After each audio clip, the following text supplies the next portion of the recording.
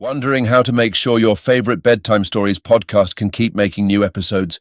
The answer is elementary, my dear listener. If you're enjoying the podcast and never miss an episode, we invite you to become a Spotify supporter through the link in the show notes.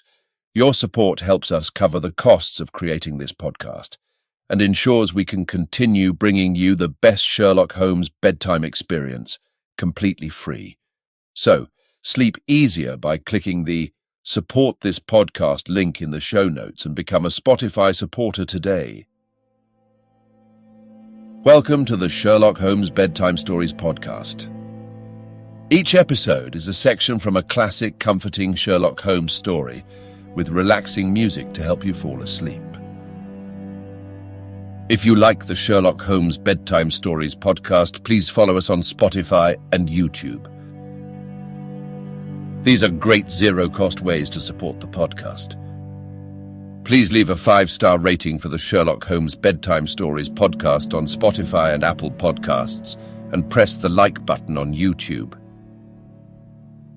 If you have comments or suggestions for the Sherlock Holmes Bedtime Stories podcast, please leave a review with your thoughts. There are a few ways to do this. On Spotify, leave a comment in the episode's Q&A under the question, "What did you think about this episode?" On YouTube, leave a comment on an episode video. And on Apple Podcasts, write a review for the show. We do read every review and comment and want to make sure this podcast helps you get a good night's sleep. And finally, please follow Sherlock Holmes Bedtime Stories on Instagram. We post about upcoming episodes, fun facts from the world of Sherlock Holmes, and tips to help you get a good night's sleep. Again, it's Sherlock Holmes Bedtime Stories on Instagram. Thank you for joining us this evening.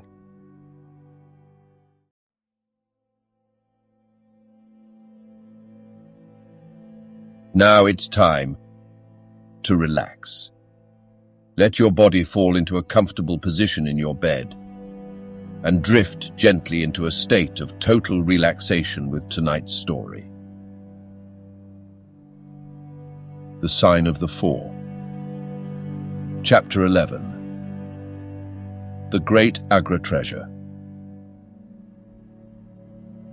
Our captive sat in the cabin opposite to the iron box, which he had done so much and waited so long to gain.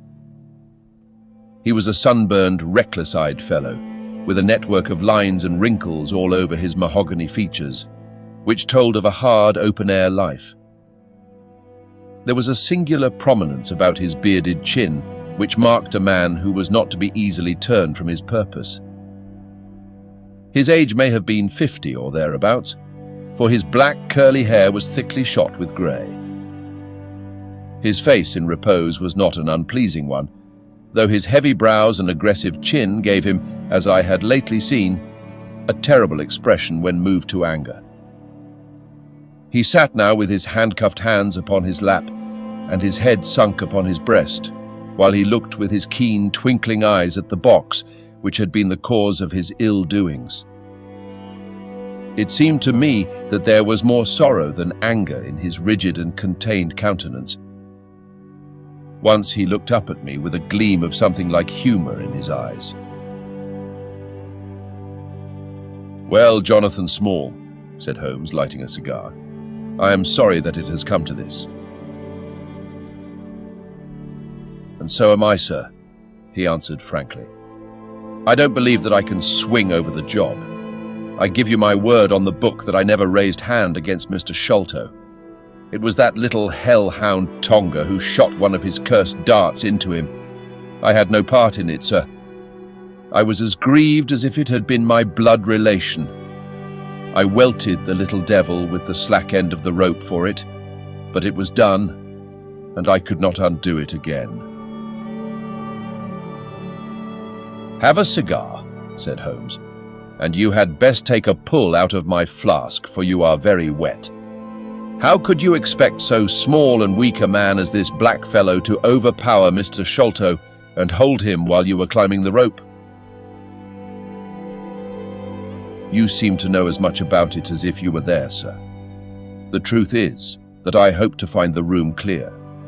I knew the habits of the house pretty well, and it was the time when Mr. Sholto usually went down to his supper. I shall make no secret of the business. The best defense that I can make is just the simple truth.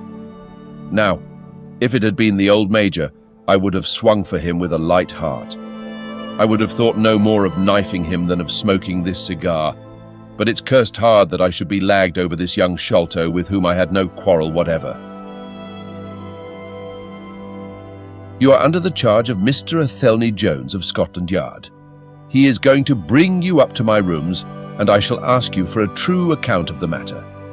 You must make a clean breast of it, for if you do, I hope that I may be of use to you. I think I can prove that the poison acts so quickly that the man was dead before ever you reached the room. That he was, sir. I never got such a turn in my life as when I saw him grinning at me with his head on his shoulder as I climbed through the window. It fairly shook me, sir. I'd have half killed Tonga for it if he had not scrambled off. That was how he came to leave his club, and some of his darts too, as he tells me, which I dare say helped to put you on our track.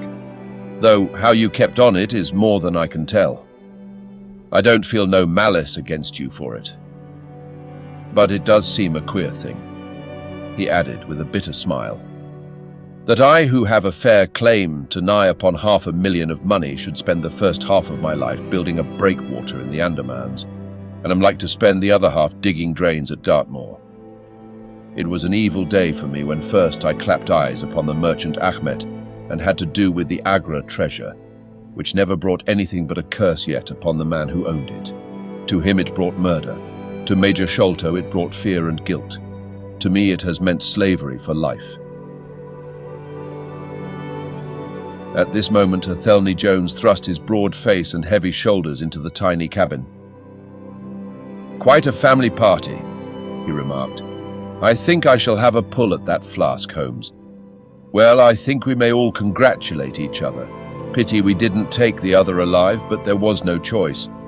I say, Holmes, you must confess that you cut it rather fine. It was all we could do to overhaul her." "All is well that ends well," said Holmes. "But I certainly did not know that the Aurora was such a clipper." "Smith says she is one of the fastest launches on the river, and that if he had had another man to help him with the engines, we should never have caught her. He swears he knew nothing of this Norwood business." "Neither he did," cried our prisoner. "Not a word. I chose his launch because I heard that she was a flyer. We told him nothing, but we paid him well, and he was to get something handsome if we reached our vessel, the Esmeralda, at Gravesend, outward bound for the Brazils. Well, if he has done no wrong, we shall see that no wrong comes to him. If we are pretty quick in catching our men, we are not so quick in condemning them." It was amusing to notice how the consequential Jones was already beginning to give himself airs on the strength of the capture. From the slight smile which played over Sherlock Holmes's face, I could see that the speech had not been lost upon him. "We will be at Vauxhall Bridge presently," said Jones, "and shall land you, Dr. Watson, with the treasure box. I need hardly tell you that I am taking a very grave responsibility upon myself in doing this. It is most irregular, but of course an agreement is an agreement. I must, however, as a matter of duty, send an inspector with you, since you have so valuable a charge. You will drive, no doubt." "Yes, I shall drive." "It is a pity there is no key that we may make an inventory first. You will have to break it open. Where is the key, my man?" "At the bottom of the river," said Small shortly. There was no use your giving this unnecessary trouble. We have had work enough already through you. However, Doctor, I need not warn you to be careful. Bring the box back with you to the Baker Street rooms. You will find us there on our way to the station." They landed me at Vauxhall with my heavy iron box and with a bluff, genial inspector as my companion. A quarter of an hour's drive brought us to Mrs. Cecil Forrester's. The servant seemed surprised at so late a visitor. Mrs. Cecil Forrester was out for the evening, she explained, and likely to be very late. Miss Morstan, however, was in the drawing room. So to the drawing room I went, box in hand, leaving the obliging inspector in the cab. She was seated by the open window, dressed in some sort of white diaphanous material, with a little touch of scarlet at the neck and waist. The soft light of a shaded lamp fell upon her as she leaned back in the basket chair, playing over her sweet, grave face and tinting with a dull, metallic sparkle the rich coils of her luxuriant hair. One white arm and hand drooped over the side of the chair, and her whole pose and figure spoke of an absorbing melancholy. At the sound of my footfall, she sprang to her feet, however, and a bright flush of surprise and of pleasure coloured her pale cheeks.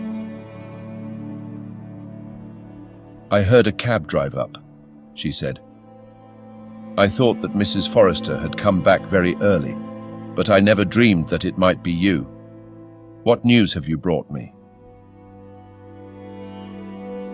"I have brought something better than news," said I, putting down the box upon the table and speaking jovially and boisterously, though my heart was heavy within me. "I have brought you something which is worth all the news in the world. I have brought you a fortune." She glanced at the iron box. "Is that the treasure, then?" she asked, coolly enough. "Yes, this is the great Agra treasure. Half of it is yours and half is Thaddeus Sholto's.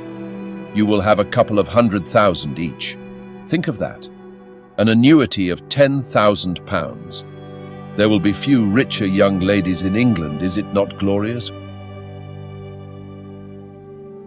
I think that I must have been rather overacting my delight, and that she detected a hollow ring in my congratulations, for I saw her eyebrows rise a little and she glanced at me curiously. "If I have it," said she, "I owe it to you." No, I answered. "Not to me, but to my friend Sherlock Holmes. With all the will in the world, I could never have followed up a clue which has taxed even his analytical genius. As it was, we very nearly lost it at the last moment." "Pray sit down and tell me all about it, Dr. Watson," said she. I narrated briefly what had occurred since I had seen her last. Holmes's new method of search, the discovery of the Aurora, the appearance of Athelney Jones, our expedition in the evening, and the wild chase down the Thames. She listened with parted lips and shining eyes to my recital of our adventures. When I spoke of the dart which had so narrowly missed us, she turned so white that I feared that she was about to faint. "It is nothing," she said, as I hastened to pour her out some water. "I'm all right again. It was a shock to me to hear that I had placed my friends in such horrible peril." "That is all over," I answered. "It was nothing. I will tell you no more gloomy details. Let us turn to something brighter. There is the treasure. What could be brighter than that? I got leave to bring it with me, thinking that it would interest you to be the first to see it." "It would be of the greatest interest to me," she said. There was no eagerness in her voice, however.